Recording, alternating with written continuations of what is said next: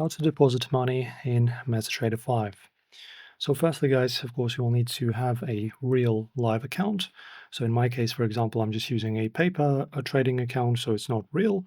It's just, for training. So if you want to start depositing, you need to go to your settings right over here, or just press on the plus and then choose which broker you wish, right?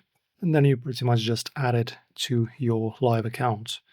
When you have your live account, it's actually pretty easy. Then you will have a certain address that you will need to use when adding money.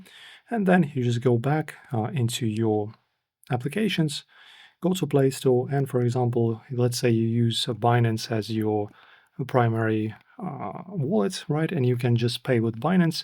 So you just open up Binance, log in into your account, insert the credentials of your MT5, and just pay. That's it. That's the process.